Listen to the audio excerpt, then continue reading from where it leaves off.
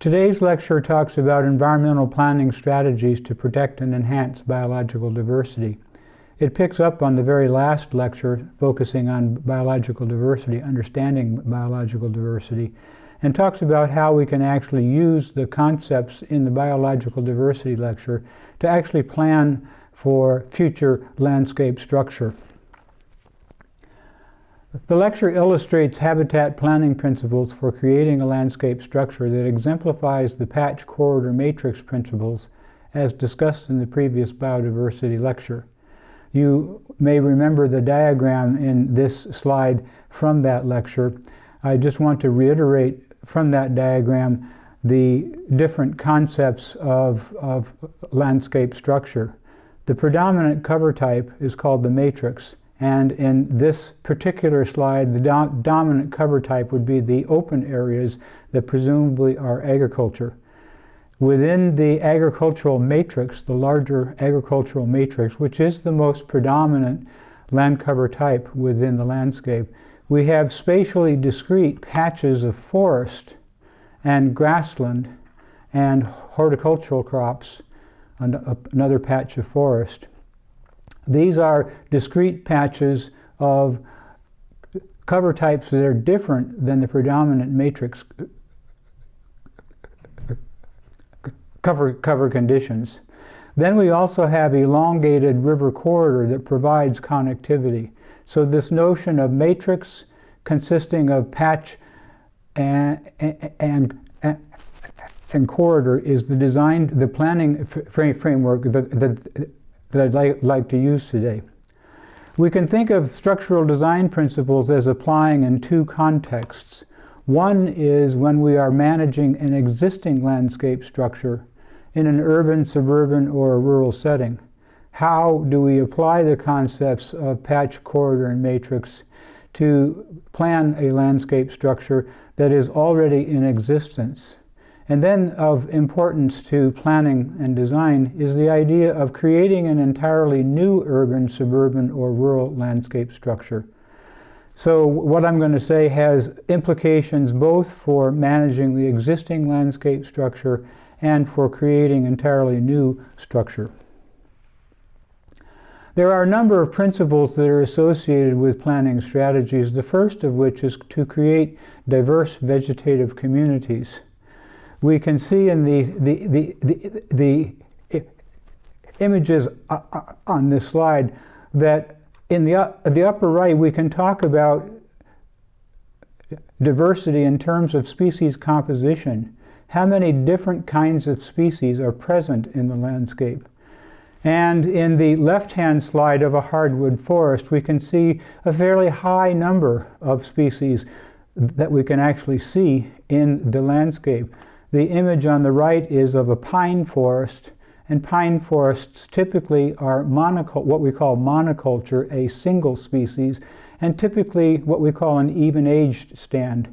So we can talk about the pine forest relative to the hardwood forest as having many fewer numbers of different species and many fewer different age class compositions. The diagram down on the lower left represents age class composition, and we can talk about two different kinds of stands. An even-aged stand, where every species is of approximately the same age. As we can see in the pine trees, they're all about the same diameter, about the same height, all planted at about the same time. Versus a mixed age stand or multi-cohort stand, such as we see in the hardwood forest, where we have very large older trees and we have younger understory trees, we have younger shrub-layer species.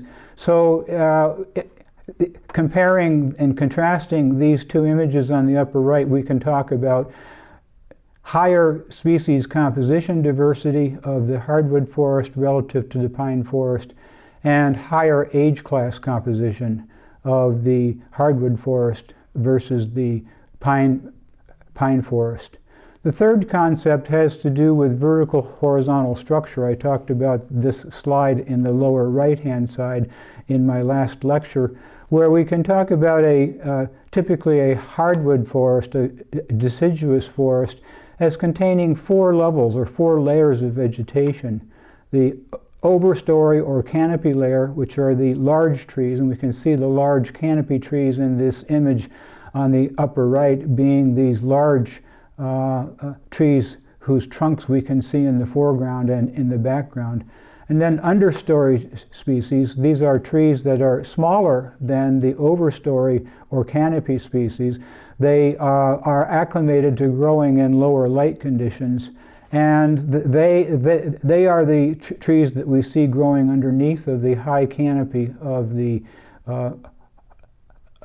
overstory trees. Thirdly is the shrub layer, and the shrub layer we can see underneath of the understory species, and then finally the ground cover layer. So we can see that in the deciduous forest we have much greater structural diversity, much greater age class diversity, and much greater species composition diversity.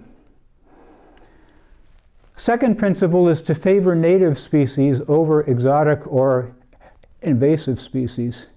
These are wetland plants, the blue lobelia, the Joe Pye weed, and golden alexanders. These are native plants that are often used in introduced wetland communities. They are also found quite commonly in natural occurring wetland communities.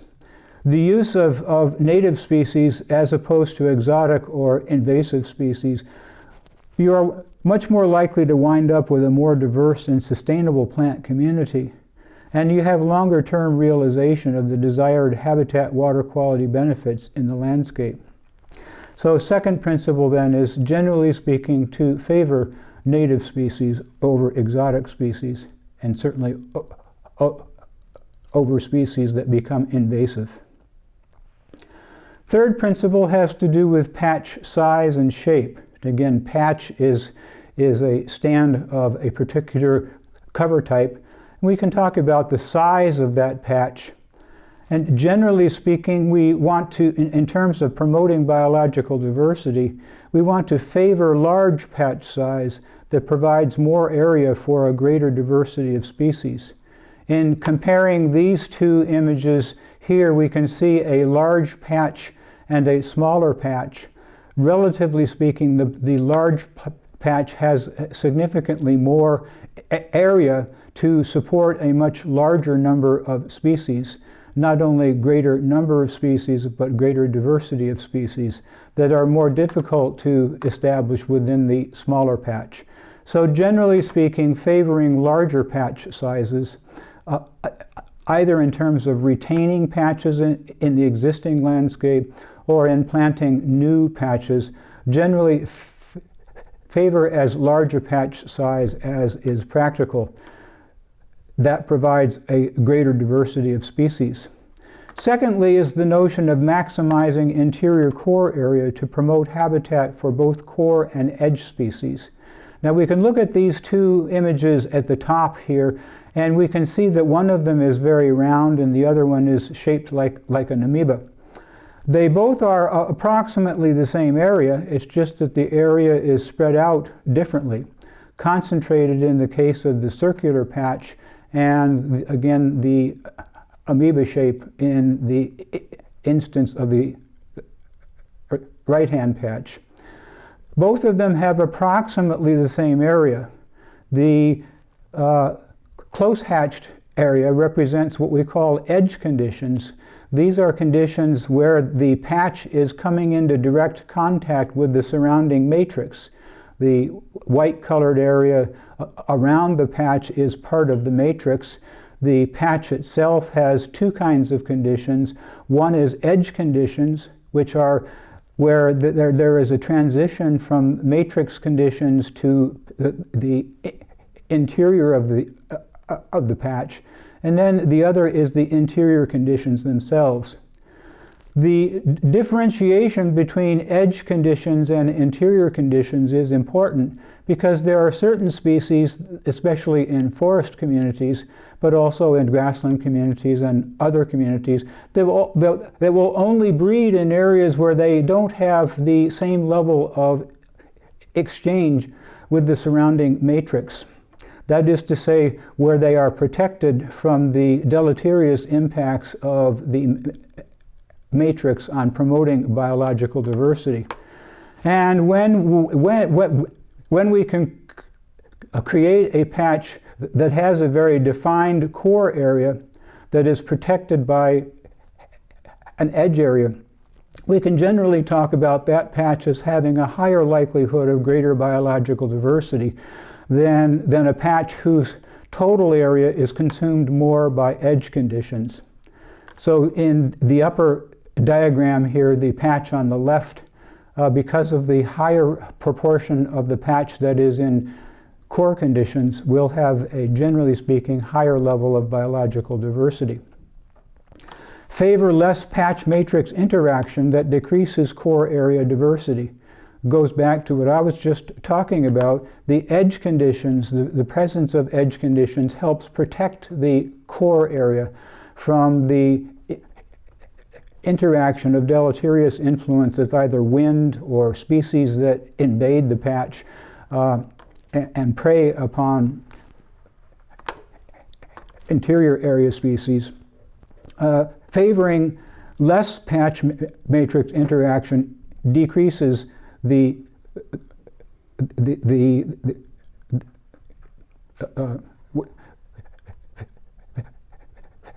favoring less interaction is going to promote higher levels of biological diversity.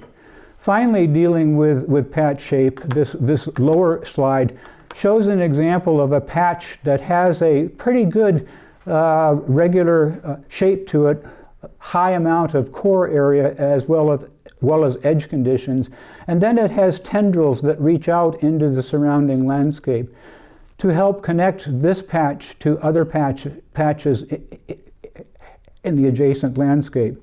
So favoring geometric patch shapes with tendrils reaching out into the matrix is another concept relating to patch size and shape to help promote biological diversity.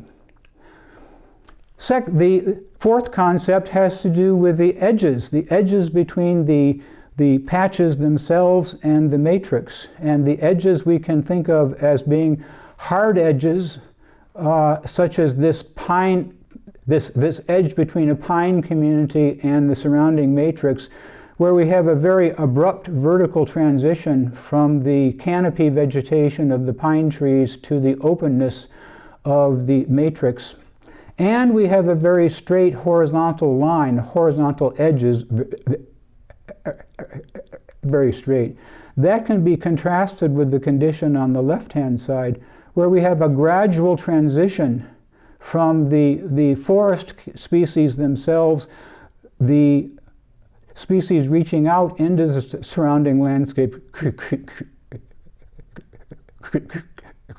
creating a smoother transition between the openness of the matrix conditions and the dense canopy of the core conditions.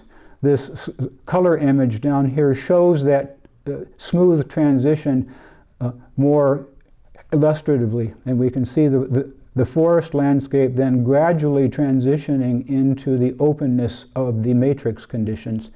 So again, trying to moderate the relationship between the core conditions, the edge conditions, and the conditions in the surrounding matrix, and trying to soften the edges so that they are not so hard edges in terms of vertical orientation or horizontal orientation. The fifth principle is creating clusters of similar patch types to promote more species movement and better metapopulation dynamics. You may remember from the biodiversity lecture that I talked about metapopulation dynamics as interaction of species in one patch with the similar species in another patch. And the greater the interaction between the subpopulations, the higher the biological diversity that's going to be maintained over time.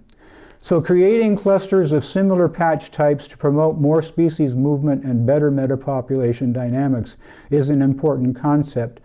We can see that in the images on the left. The upper left image shows 2 patches, whereas the upper right image shows 5 patches.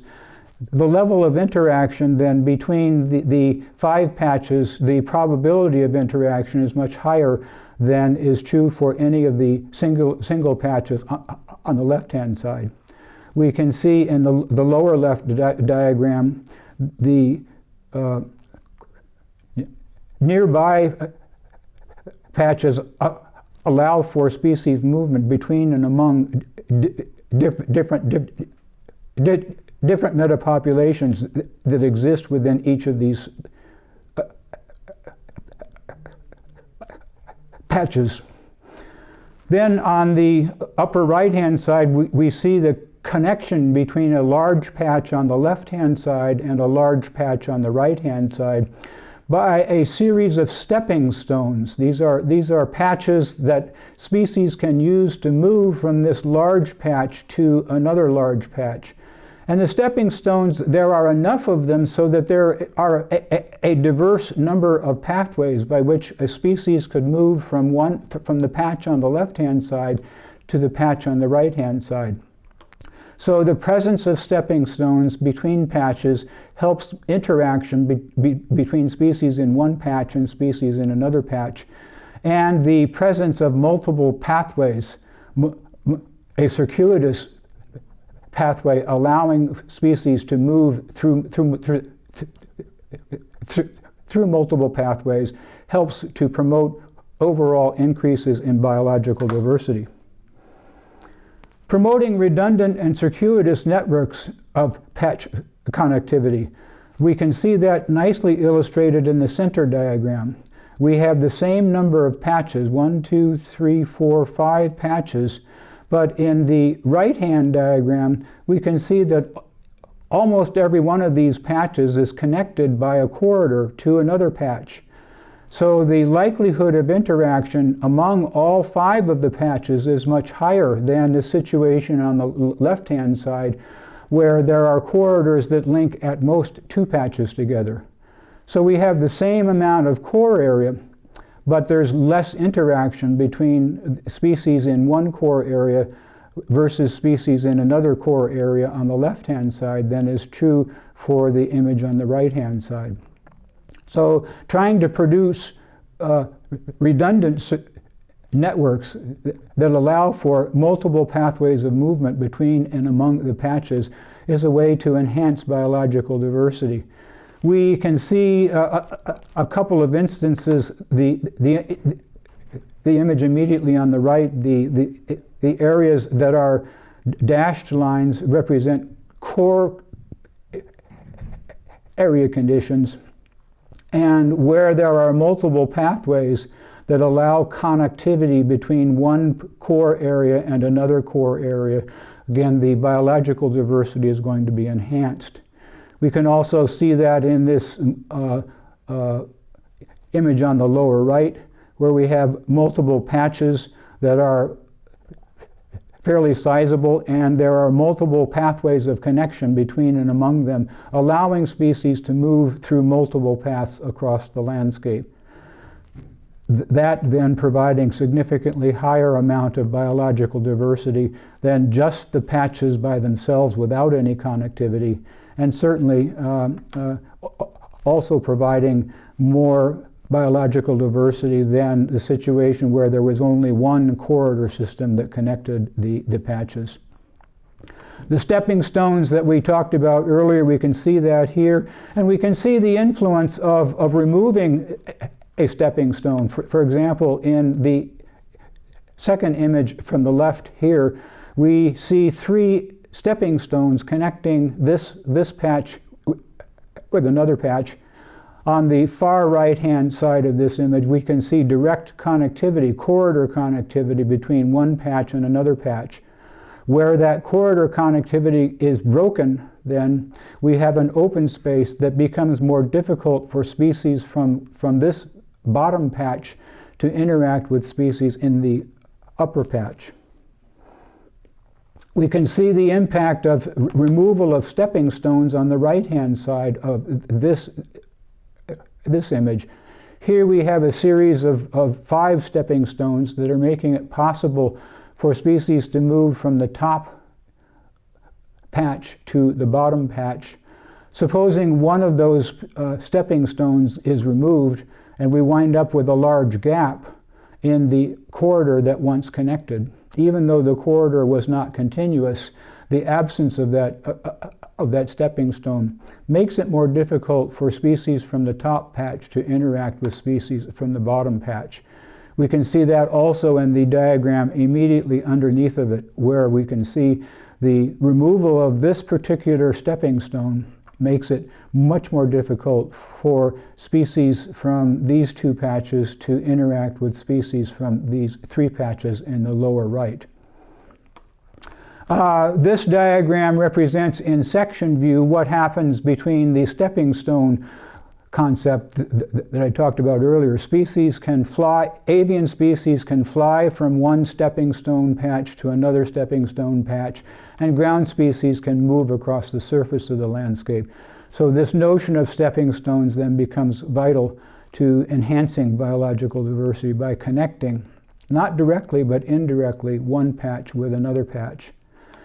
The 2 slides in the center here represent the notion of trying to coordinate vegetative corridor systems with hydrologic and physiographic corridor systems in the landscape. So here we have a riparian or stream landscape flowing through the landscape and taking advantage of that stream corridor connection to promote vegetative corridors that link the landscape together.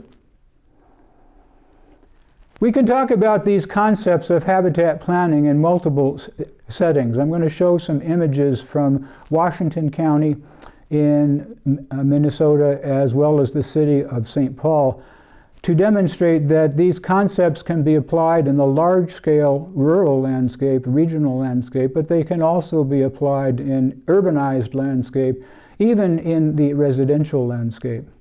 So looking at habitat planning in a rural setting, we can see a situation where we have the Mississippi River back in the background, the Vermilion River coming up through here, and the idea then is to create a corridor along the Vermilion River that permits species to be able to move through the landscape, and then to connect that Vermilion River corridor with subcorridors reaching out into the surrounding landscape. Generally speaking, trying to the extent possible to follow drainage patterns. So along small streams and creeks, we might promote the development of corridors to help connect the Vermilion River large corridor with conditions in the adjacent landscape. And we can see that final image then that shows the strength of the Vermilion River corridor reaching out into the surrounding landscape by these sub-corridor systems that are following localized drainage patterns. Here we can look at connectivity between the Mississippi River and the St. Croix River, moving across the entirety of Washington County. And the idea then is picking up existing drainage corridors. We can see a drainage corridor coming down into the Mississippi River here on the right-hand side, and another corridor coming down here. So the idea then is to pick up on the hydrologic and physiographic corridor conditions that exist in landform and promote extension of those corridor conditions to help connect the Mississippi River to the St. Croix River. And so we can see the hatchered area then representing vegetative that has been planted or sustained over time to try to provide a linkage between what's happening in the St. Croix River landscape and what's happening in the Mississippi River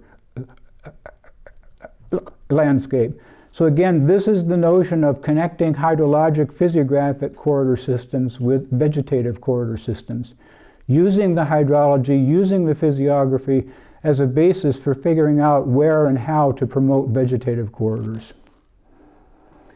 We can even bring this system into urban areas, heavily urbanized landscapes, and we can see in St. Paul along the Mississippi River, where we have St. Paul Seminary, St. Thomas University, and Macalester College in the Mac-Groveland neighborhood.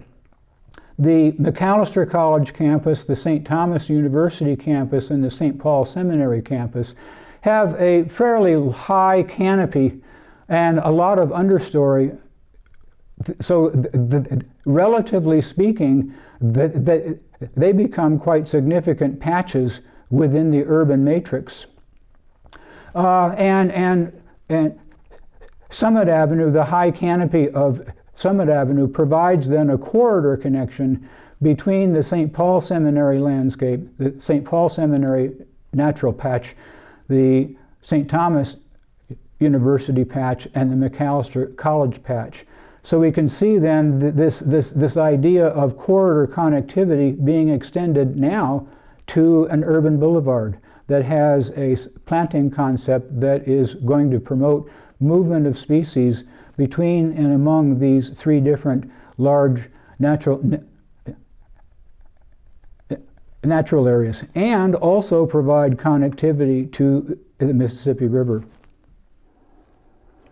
In a residential context, we can take this same idea and start to talk about backyard plantings, rear property plantings, and side lot line plantings, where we are essentially helping to promote species movement by providing continuous cover conditions, allowing species to move within the residential area. Here we can see an illustration of what a side lot corridor condition might actually look like. So we can see again this notion of a node at the intersection of rear lot lines and side lot lines, the rear lot line corridor moving throughout the neighborhood, and the side lot lines connecting the rear corridor with the corridor systems within the and adjacent to the streetscape. And we can even take this right down to the scale of the individual residents and begin to talk about habitat planting at the residential scale. Again, looking at the relationship of an individual lot to its surrounding neighborhood, and begin to think about how can we promote movement of species along side property lines and rear property lines by vegetating them with multi-tiered corridor systems, and we can see what that generally might look like. The argument that one always hears is that you can't do that because we need to have a backyard or we need to have a front yard. And indeed, in this particular design, the backyard, probably over 2/3 of the backyard is preserved. So we do in fact have the open space for active use of the backyard, yet we've also provided habitat conditions that allow for urban wildlife and plant species to be able to thrive in an urban condition. Thank you very much.